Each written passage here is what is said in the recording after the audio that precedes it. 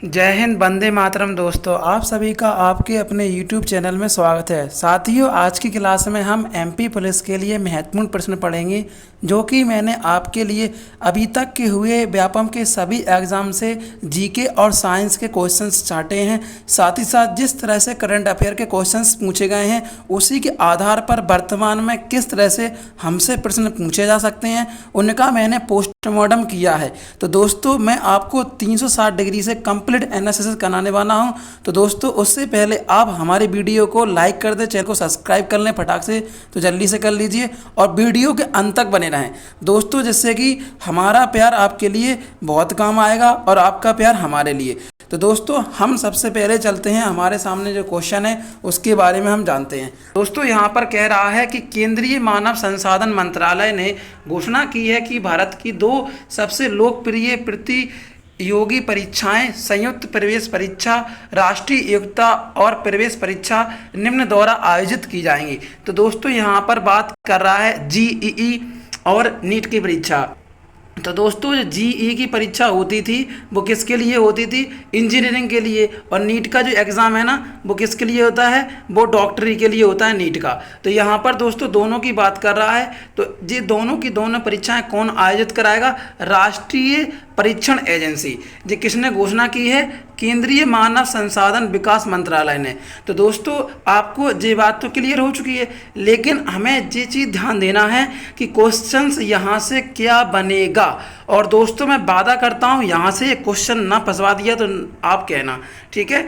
जब आप एग्ज़ाम दे के आना, सारे एग्ज़ामों को देखना, किसी ना किसी सेक्टर में जरूर आएगा। तो दोस्तों, आप ध्यान से सुनना मेरी बात को। मैं यहाँ पर बताने वाला हूँ केंद्रीय मानव संसाधन विकास मंत्रालय।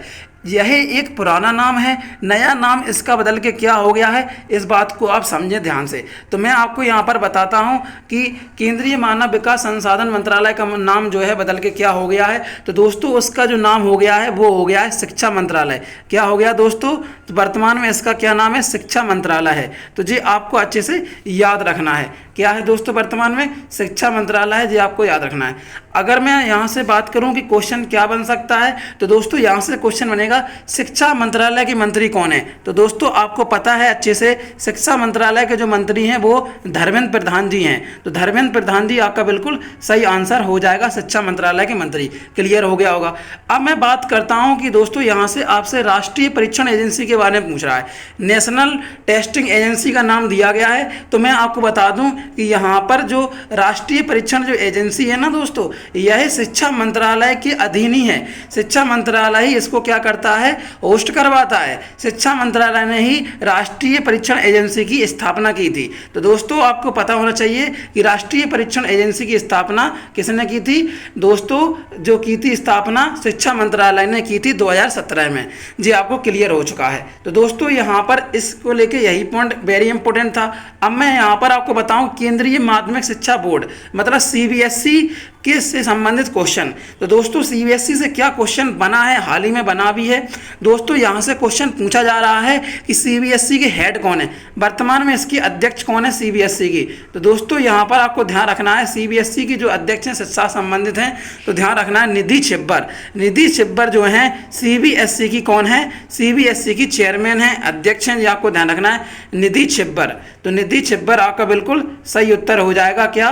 निधि छिब्बर CBSE की चेयरमैन। क्लियर? अगर मैं बात करूं CBSE का मुख्यालय कहां पर है, तो CBSE का मुख्यालय नई दिल्ली में है। CBSE का मुख्यालय कहां पर है दोस्तों? नई दिल्ली में है। अगर मैं बात करूं CBSE की स्थापना कब हुई थी, तो दोस्तों CBSE की जो स्थापना है 1929 में हुई थी। तो CBSE की स्थापना 1929 आपका बिल्कुल सही उत्तर हो जाएगा। हम चलेंगे अगले प्रश्न की ओर। अगला प्रश्न बहुत ही महत्वपूर्ण है दोस्तों। यहाँ पर कह रहा है तुमकुर जिला। तो तुमकुर जो जिला है दोस्तों, वो कर्नाटक में है, जो सूखा प्रभावित क्षेत्र है दोस्तों। तो यहाँ पर क्या है, एक पार्क का उद्घाटन किया है।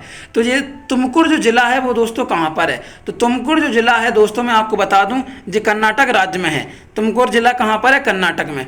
अब मैं यहाँ पर बताने जा रहा हूँ कर्नाटक से क्या क्या क्वेश्चन बन सकते हैं। तो दोस्तों, बहुत ही ध्यान से वीडियो को देखते रहना है, ठीक है? और हर एक बात को सुनना है और कॉपी में नोट करना है जल्दी जल्दी से। तो ध्यान से मेरी बात को सुनेंगे। कर्नाटक के बारे में यहाँ पर पोस्टमार्टम करने जा रहा हूँ, क्योंकि कर्नाटक जो है बहुत चर्चा में रहता है। हर परीक्षा में कर्नाटक राज्य से कोई ना कोई चीज़ जुड़ी हुई परीक्षा पूछ लेता है। तो मैं आपको बताऊं कर्नाटक के बारे में, तो कर्नाटक जो है अभी हाल ही में करंट अफेयर में रहा है, जो कि आपसे यहाँ से क्वेश्चन पूछेगा। अगर मैं बताऊं कि कर्नाटक से क्या क्वेश्चन रहा है चर्चा में, तो आप ध्यान सुनना। यहाँ पर कर्नाटक में बात की जाए तो कर्नाटक में दुनिया का सबसे लंबा क्या बना है, प्लेटफॉर्म बना है। दुनिया का सबसे लंबा प्लेटफॉर्म बना है। क्या बना है दोस्तों, दुनिया का सबसे लंबा प्लेटफॉर्म। ये आपको अच्छे से याद रखना है। दुनिया का सबसे लंबा प्लेटफॉर्म कहाँ पर बना है, तो वो कर्नाटक बना है। कर्नाटक में कहाँ पर बना है, Hubli station.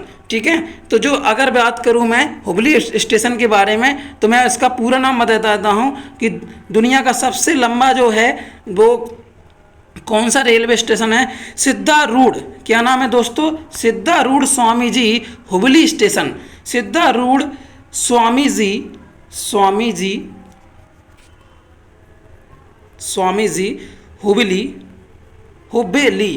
Hubli station.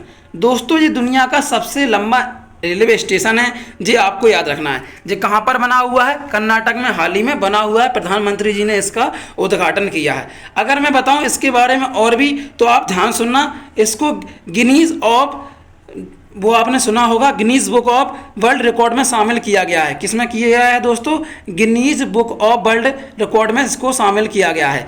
Guinness book of world record में इसको शामिल किया गया है, दुनिया के सबसे लंबे रेलवे प्लेटफॉर्म के बारे में। अगर मैं बात करूं रेलवे हिसाब से, तो भारतीय रेलवे के दक्षिण पश्चिम रेलवे जोन के हुबली रेलवे स्टेशन ने क्या किया है, दुनिया के सबसे लंबे रेलवे प्लेटफॉर्म के लिए Guinness book of world Guinness में इसको शामिल किया है। तो दोस्तों आई होप आपको ये बात क्लियर हो गई होगी। तो कर्नाटक के बारे में मैंने बहुत ही इंपॉर्टेंट फैक्ट बताया है, जो कि चर्चा में है। ठीक है, और ये क्वेश्चन जो है ना, प्रश्न आपके परीक्षा में अवश्य आएगा ही आएगा। तो दोस्तों एक और बहुत बेहतरीन इसी में मैं बात बता दूं कि आपसे क्या घुमा के क्वेश्चन पूछ सकता है।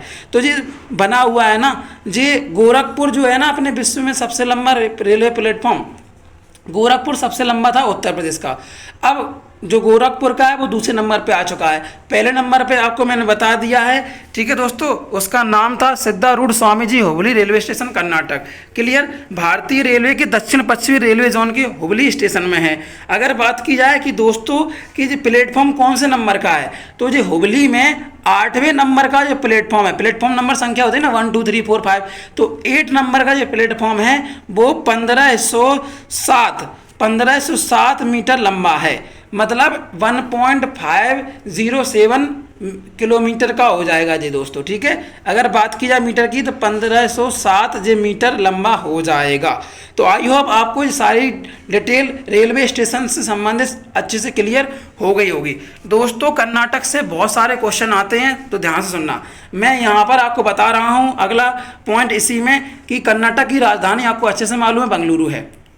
बेंगलुरु जो है इसे गार्डन सिटी भी कहते हैं, और साथ ही साथ आईटी सिटी भी कहते हैं, क्योंकि आपको पता होना चाहिए बेंगलोर में बहुत सारी कंपनियां हैं, आईटी कंपनियां हैं बेंगलुरु में या बेंगलोर में बहुत सारी क्या हैं, आईटी कंपनियां हैं। इसलिए आईटी सिटी बेंगलोर को कहते हैं, आईटी हब भी कहा जाता है। अब मैं बात करूं बेंगलोर के बारे में, और तो बेंगलोर में आप देखेंगे कॉफ़ी अनुसंधान केंद्र है। ऐसा क्यों? क्योंकि कर्नाटक राज्य में सबसे ज़्यादा कॉफ़ी का उत्पादन किया जाता है। अगर बात की जाए कॉफ़ी उत्पादन में भारत में सबसे अग्रणीय राज्य कौन सा है, तो कॉफ़ी उत्पादन में सबसे अग्रणीय जो राज्य है दोस्तों वो कौन सा है, वो हमारा भारत का कर्नाटक राज्य है जी। आपको अच्छे से याद रखना है जी। और भी चीज़ों में बहुत अग्रणीय राज्य है कर्नाटक, जो कि मैं अभी आपको बताने वाला हूँ। ठीक है दोस्तों, तो मैंने यहाँ पर 2 पॉइंट बताया आपको। कॉफ़ी अनुसंधान केंद्र बेंगलुरु में है, क्योंकि कर्नाटक राज्य में दुनिया में मतलब भारत में सबसे ज़्यादा कॉफ़ी उत्पादित की जाती है। ऐसे ही हम आगे की ओर चलते हैं दोस्तों। बहुत ही इंपॉर्टेंट एक और चीज़ मैं आपको बताने वाला हूँ, कर्नाटक के वर्तमान में मुख्यमंत्री। तो दोस्तों अभी अगर बात की जाए मई के महीने में नए कांग्रेस पार्टी के मुख्यमंत्री बने हैं। कौन बने हैं मैं आपको बताता हूँ, सिद्धारमैया जो हैं दोस्तों कांग्रेस पार्टी के नए मुख्यमंत्री बने हैं। सिद्धारमैया जी जो हैं कांग्रेस पार्टी के नए कौन बने हैं, चीफ मिनिस्टर बने हैं। अगर मैं बात करूं डिप्टी चीफ मिनिस्टर की, तो डिप्टी जो चीफ मिनिस्टर बने हुए हैं वो बने हैं डीके।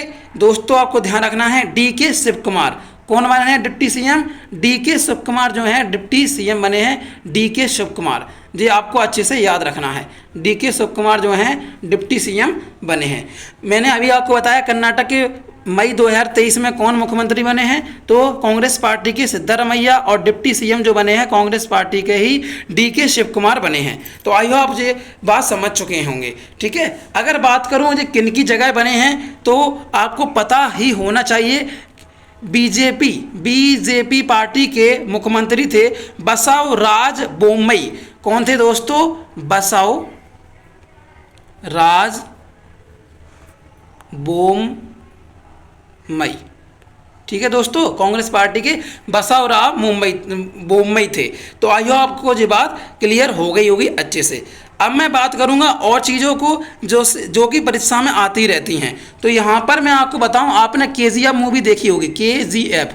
तो केजीएफ मूवी जो है जी कर्नाटक से ही संबंधित है, ध्यान रखना। कोलार गोल्ड फील्ड, ठीक है दोस्तों। कोलार दुनिया में बहुत ही ज़्यादा फेमस है भारत के लिए। भारत की सबसे बड़ी कोला उत्पादन की खदान कौन सी है? कोलार खदान है दोस्तों, ध्यान रखना। इसके अलावा हट्टी भी है, हट्टी। तो दोस्तों कोलार जो है, कोलार भारत की सबसे बड़ी जो सोना है ना, सोना उत्पादन की क्या है? खदान है। तो कोलार गोल्ड फील्ड सोने की खदान है, देश की सबसे बड़ी सोना उत्पादन की खदान है। क्लियर दोस्तों, आपको ये चीज़ अच्छे से क्लियर हो चुकी है। अब हम चलेंगे और भी पॉइंट की ओर जो कि बहुत ही ज़्यादा महत्वपूर्ण होंगे। तो इस बात को आप अच्छे से नोट करते रहना, सुनते रहना अंत तक। तो दोस्तों अगला जो पॉइंट है, यहाँ से पूछा जाता है कि भारत का सबसे ऊंचा जलप्रपात कौन सा है दोस्तों? तो भारत का सबसे ऊंचा जो वाटरफॉल है वो है दोस्तों, आपको पता है अच्छे से, उसका नाम है कुंचिकल। क्या नाम है दोस्तों? कुंचिकल जलप्रपात है। कौन सा? कुंचिकल जलप्रपात है, जो शिवमोगा जिले में है। शिवमोगा जिला जो है कर्नाटक का, उसमें है। दोस्तों आप कमेंट बॉक्स में छापेंगे कुंचिकल जलप्रपात जो है किस नदी पर बना हुआ है कर्नाटक राज्य में, जिसकी जो ऊंचाई है 455 मीटर है। कितनी है दोस्तों? 455 मीटर इसकी ऊंचाई है लगभग। तो भारत का सबसे ऊंचा जलप्रपात कुंचिकल जलप्रपात है दोस्तों, किस जिले में? कर्नाटक के शिवमोगा। इसकी ऊंचाई कितनी है? 455 है। ये आपको अच्छे से याद रखना है। अब चलते हैं दूसरे इंपॉर्टेंट फैक्ट की ओर दोस्तों, जो कि आपके परीक्षा में बहुत बार आए हैं, ठीक है। तो मैं आपको बताने जा रहा हूं, आप ध्यान सुनना। अब मैं बात करूंगा डैम के लेके। तो दोस्तों यहाँ पर जो डैम है अलमट्टी डैम, कौन सा दोस्तों?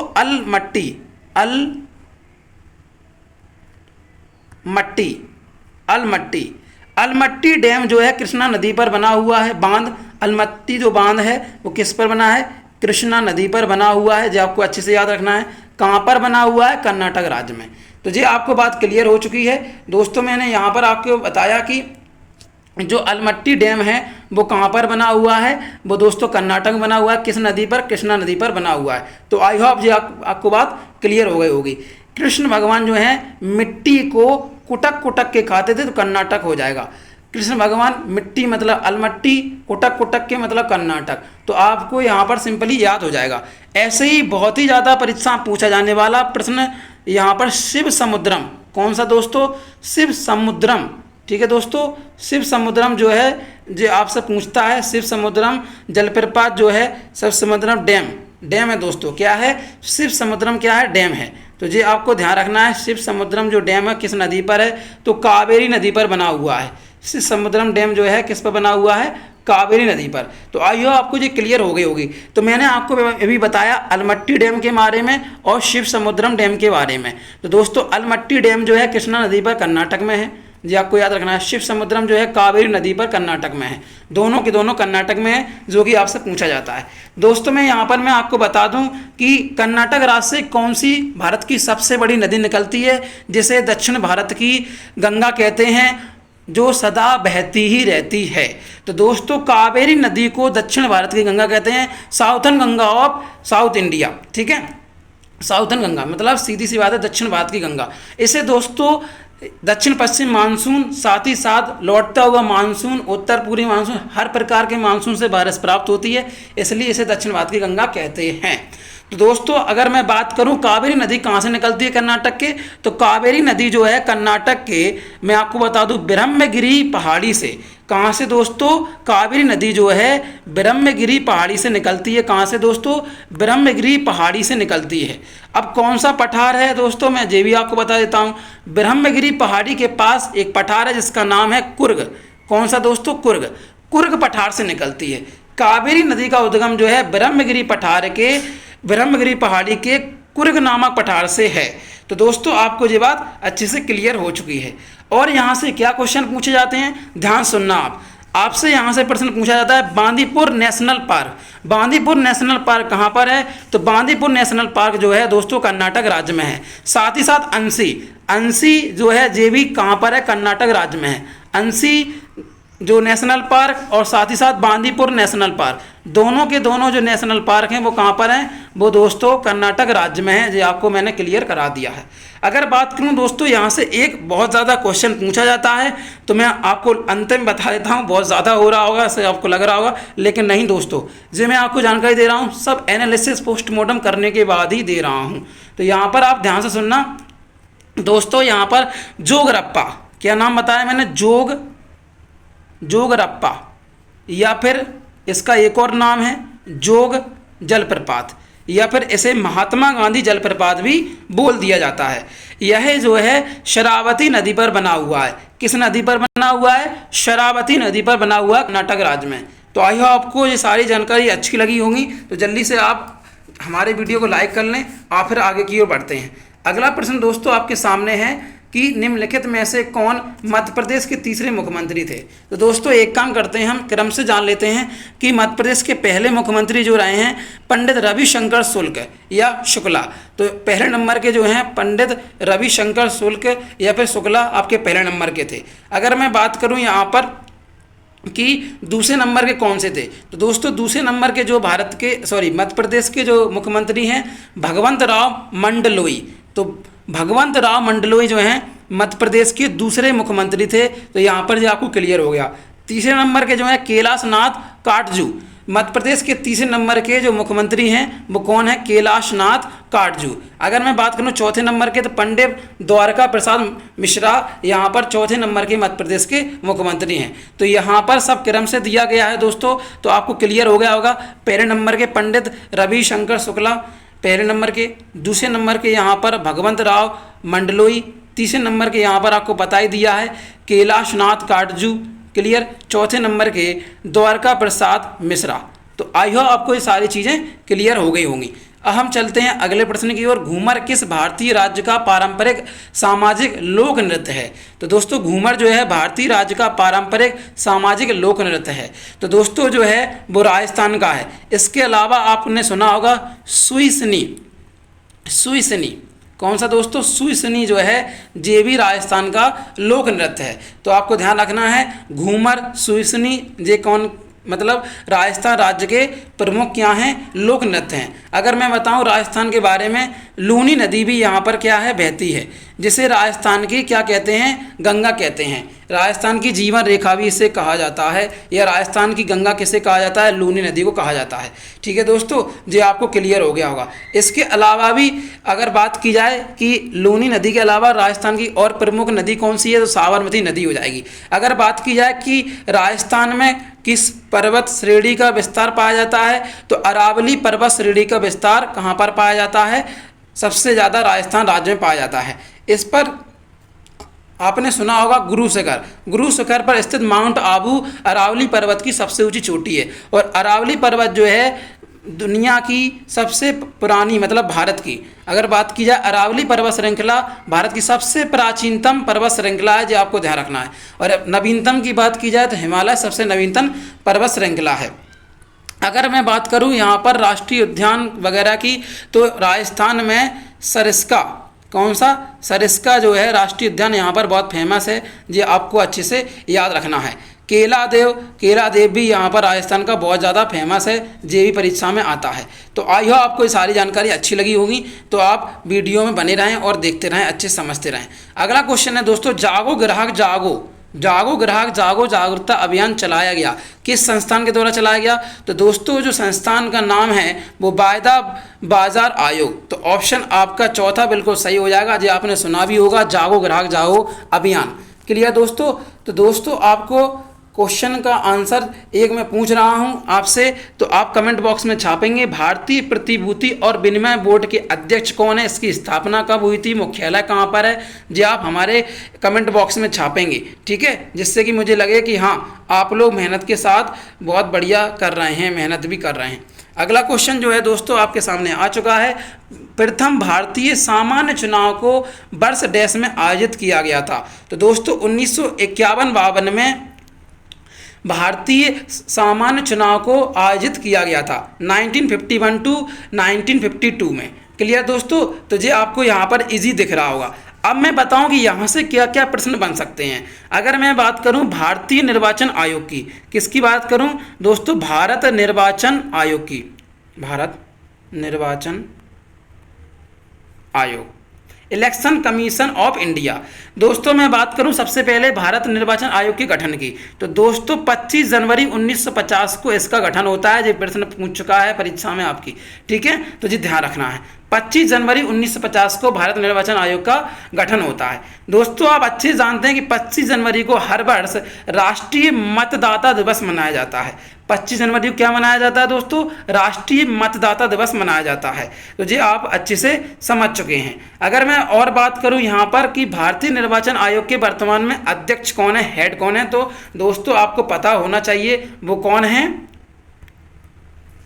नीचे वीडियो चल रही होगी। आपका जो सही उत्तर हो जाएगा वो राजीव कुमार हो जाएगा। राजीव कुमार जो हैं दोस्तों भारतीय निर्वाचन आयोग के वर्तमान में हेड हैं। अगर मैं आपसे सिंपल सा क्वेश्चन पूछ लूँ एक दोस्तों, तो आपको यहाँ पर मैं बता दूँ कि अच्छे जानते हैं कि भारतीय निर्वाचन आयोग का मुख्यालय कहाँ पर है, तो आप अच्छे जानते हैं दोस्तों बढ़िया से, नई दिल्ली इसका हेडक्वार्टर है। यहाँ पर परीक्षा में क्या और क्वेश्चन पूछा गया कि भारतीय निर्वाचन आयोग के अध्यक्ष का कार्यकाल कितने वर्ष का होता है, तो दोस्तों 6 वर्ष का होता है, 65 वर्ष तक अधिकतम रह सकता है, ठीक है, 65 वर्ष की आयु तक रह सकता है। तो 6 साल का कार्यकाल होता है, 65 वर्ष की आयु अधिकतम रह सकता है। अगर मैं बात करूं कि भारतीय निर्वाचन आयोग के अध्यक्ष का यहाँ पर शपथ कौन दिलाता है, तो शपथ आपको अच्छे से जानकारी होगी, अगर नहीं है तो मैं आपको बता देता हूँ, राष्ट्रपति जी भारतीय निर्वाचन आयोग के अध्यक्ष को शपथ दिलाते हैं। दोस्तों अगला प्रश्न आपके सामने रहा, मध्य प्रदेश में सिरोंज शहर भूकंपीय क्षेत्र वर्गीकरण के डैश के अंतर्गत आता है। तो दोस्तों यहाँ पर जो कई बार रिपीट हो चुका है, सिरोंज शहर भूकंपीय क्षेत्र के वर्गीकरण किसके अंतर्गत आता है, तो दोस्तों आपको यहाँ पर ध्यान रखना है, ये दूसरे सेक्टर में आता है। तो यहाँ पर आपका जो आंसर हो जाएगा ऑप्शन तीसरा वाला सही उत्तर हो जाएगा, जोन 2 सेकंड वाले में आता है। अगला क्वेश्चन, जैन साधु तरुण सागर का जन्म मध्य प्रदेश के किस जिले में हुआ था, तो जैन साधु तरुण सागर का जो जन्म है वो दमोह में हुआ था।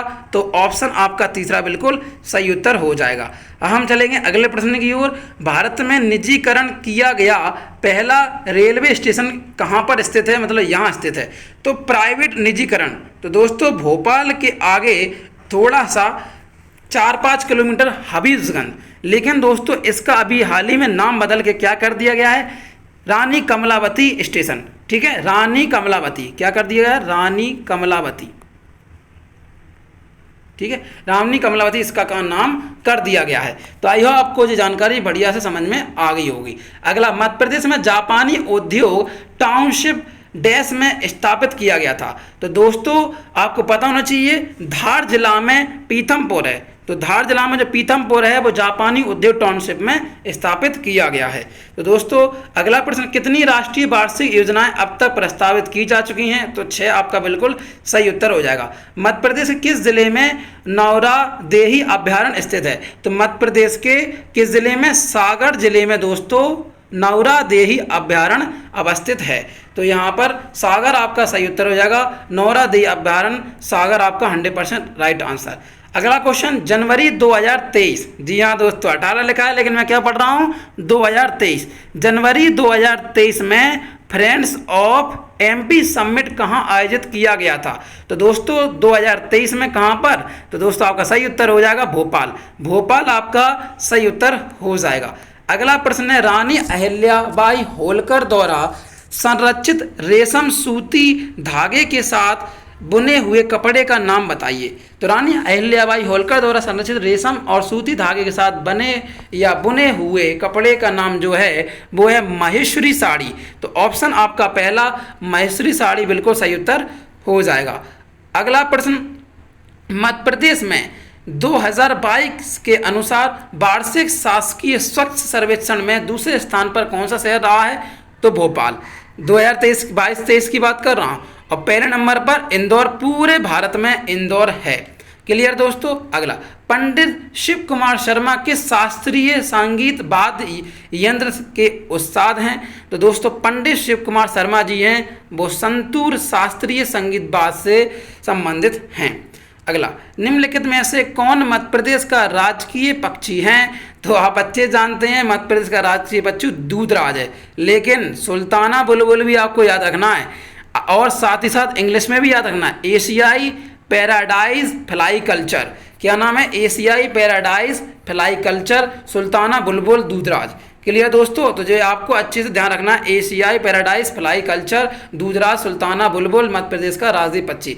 इंग्लिश हिंदी दोनों में याद रखना है दोस्तों आपको, क्योंकि आपसे दोनों में पूछ सकता है। अभी तो अच्छी किस्मत थी कि दोनों में दिया गया है, इसलिए आपको क्या रखना है, दोनों में याद रखना है। मध्य प्रदेश में निम्नलिखित में से कौन से कछुए की एकमात्र प्रजाति पाई जाती है? तो दोस्तों मध्य प्रदेश में एक प्रकार का जो कछुआ है जियोकैनोन एलिगेंस। तो ऑप्शन आपका पहला जियोकैनोन एलिगेंस आपका सही उत्तर होगा। जियोकैनोन एलिगेंस जो कछुए की एकमात्र प्रजाति मध्य प्रदेश में पाई जाती है। अगला, निम्नलिखित में से किस सरकारी संस्थान में, आपको ध्यान देना, यहाँ पर थोड़ी सी मिस्टेक हुई है तो आप समझेंगे। यहाँ पर निम्नलिखित में से किस सरकारी संस्थान ने भारत में कृषि अपशिष्ट के प्रतिशत का अनुमान लगाया है? तो दोस्तों यहाँ पर आपको ध्यान देना है, क्वेश्चन में सरकारी संस्थान कौन सा है? भारत कृषि अपशिष्ट मतलब खराब मटेरियल जो होते हैं, एग्रीकल्चर वेस्ट जो होगा, फार्म वेस्ट जिसे बोला जाता है, फार्म वेस्ट प्रतिशत का अनुमान लगाया है कि कितनी कृषि यहाँ पर बर्बाद हो रही है। तो दोस्तों इसका जो सही उत्तर हो जाएगा ऑप्शन आपका कौन सा? दूसरा ऑप्शन जो है आपका केंद्रीय कटाई उपरांत अभियांत्रिकी एवं प्रौद्योगिकी संस्थान, इंग्लिश में central institute of post harvesting engineering and technology ने अनुमान लगाया है कि सरकारी संस्थान है जो भारत में कृषि अपशिष्ट के प्रतिशत का अनुमान इसने लगाया है। तो दोस्तों यहाँ पर जो कृषि खराब होती है उसका अनुमान लगाने वाली एक यहाँ पर संस्था है, उसका नाम है केंद्रीय कटाई उपरांत अभियांत्रिकी एवं प्रौद्योगिकी संस्थान, इसने अनुमान लगा के बताया है। दोस्तों आज का अंतिम प्रश्न जो कि बहुत ही ज़्यादा योगदान देगा, आपको बहुत ध्यान सुनना और हिम्मत बना के रखना है। तो दोस्तों आपके सामने यहाँ पर आ चुका है, आप बहुत ध्यान से इसको समझेंगे। तो दोस्तों यहाँ पर आपसे पूछ रहा है कौन सी मिट्टी नदियों के तलछट से बनी होती है जिसमें पोटास अधिक लेकिन फास्फोरस बहुत कम होता है? तो दोस्तों उसका नाम है जलोढ़ मृदा। तो यहाँ पर मैं मिट्टी के बारे में बात करता हूँ, जलोढ़ मृदा के बारे में। जलोढ़ मृदा से बहुत सारे क्वेश्चन आते हैं, काली मिट्टी से भी आते हैं, लेटेराइट मिट्टी से भी आते हैं। तो दोस्तों मैं बात करूं यहाँ पर जलोढ़ मृदा के बारे में। दोस्तों बहुत ध्यान सुनना, जो जलोढ़ मृदा है भारत का सबसे बड़ा मृदा समूह है। तो भारत का सबसे बड़ा मृदा समूह जो है वो कौन सी मृदा है? वो जलोढ़ मृदा ही है, जो कि सबसे ज़्यादा भारत में पाई जाती है। अगर मैं बात करूं देश के कुल क्षेत्रफल का, अगर मैं बात करूं इंडिया के टोटल एरिया का, तो 45.6% एरिया में पाई जाती है। ठीक है दोस्तों, 45.6% भाग में जलोढ़ मृदा पाई जाती है। क्लियर। अगर मैं बात करूं कि इसको और किस नाम से जाना जाता है, यह मिट्टी जो है जलोढ़ मृदा या फिर कॉप मृदा के नाम से भी जानी जाती है। ठीक है दोस्तों। अब यहाँ पर मैं और आपको इम्पोर्टेंट फैक्ट बताऊं जो कि बहुत ज़्यादा इम्पोर्टेंट है। जलोढ़ मृदा को दोमट मिट्टी के नाम से भी जाना जाता है। क्या दोस्तों? जलोढ़ मृदा को दोमट, क्या चीज़? दोमट मिट्टी के नाम से भी जाना जाता है। अब ऐसा क्यों दोस्तों? दोमट मिट्टी के नाम से इसलिए जाना जाता है कि चिकनी मिट्टी और रेतीली मिट्टी की मात्रा लगभग बराबर पाई जाती है। चीका मिट्टी और बलुई मिट्टी की मात्रा लगभग बराबर पाई जाती है, इसलिए इसे दोमट मिट्टी के नाम से भी जाना जाता है। जैसे कि दोस्तों क्वेश्चन में लिखा है, इसमें पोटाश तो अधिक मात्रा में पाया जाता है लेकिन फास्फोरस कम मात्रा में इसमें आपको मिलेगा। ठीक है दोस्तों, तो यहाँ पर मैं थोड़ा सा कलर चेंज कर लूँ जिससे कि आपको थोड़ा और क्लियर दिखेगा। ठीक है, तो आपको मैंने बताया कॉप मृदा के नाम से, एलुवियल सॉइल के नाम से जलोढ़ मृदा को जाना जाता है, साथ ही साथ दोमट मिट्टी के नाम से जाना जाता है। यह भारत की सबसे उपजाऊ मिट्टियों में से एक है और इसका विस्तार लगभग पूरे भारत में मिलेगा। इसके अगर परसेंटेज की बात करें 45.6 45.6% इसका भारत में आपको विस्तार मिलेगा।